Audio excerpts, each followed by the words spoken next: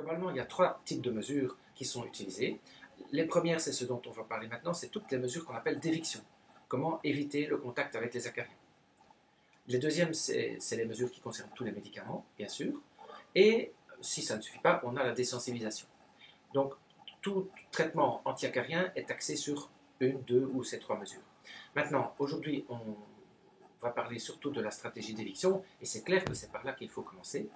Et jusqu'à présent, à part l'aspirateur que beaucoup de gens n'utilisent pas et qui peut être efficace quand il est bien utilisé, et certains produits que nous avons eus dans le passé dont on n'était pas sûr qu'ils étaient vraiment inoffensifs pour les humains et qui étaient censés tuer les acariens, mais par exemple ne dénaturaient pas ou n'éliminaient pas leur déjection, à part ces produits-là qui n'ont d'ailleurs pas vraiment percé, on n'avait jusqu'à présent rien du tout pour nous aider dans cette tâche.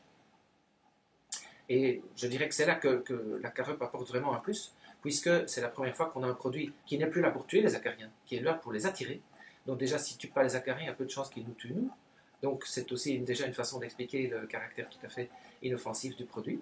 Donc produit attractif, apparemment extrêmement puissant d'ailleurs, pour les acariens, puisque ça les attire dans une couverture spéciale qui permet alors après de les éliminer de façon mécanique et en lavant la couverture de les éliminer de façon plus définitive. Et alors, un des avantages aussi de la technique, c'est qu'elle est d'office couplée à une aspiration du matelas, ce qui fait que non seulement la Carup élimine les acariens vivants, mais qu'en plus, par après, le patient n'oubliera pas d'aspirer son matelas pour éliminer les déjections. Par recoupement et par comparaison avec d'autres études menées dans l'allergie aux acariens, on peut penser que, notamment les patients eczémateux, qui ont un eczéma typiquement allergique aux acariens, il y a toutes les chances qu'ils vont moins se gratter si leur matelas n'est plus contaminé par les acariens. C'est quasiment une évidence.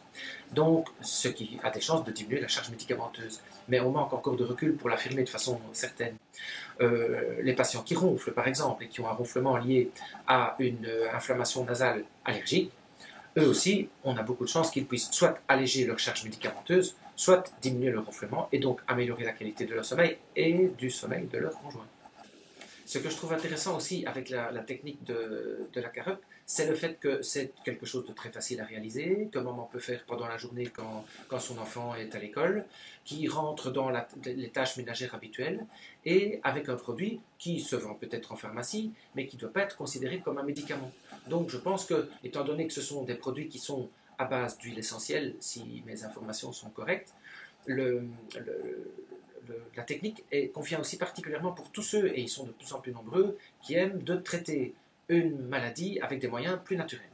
Et là, je crois qu'on rentre vraiment dans un domaine où la plupart des personnes qui sont soucieux de cet aspect naturel, un peu retour à l'environnement et à des choses non toxiques, seront contents aussi.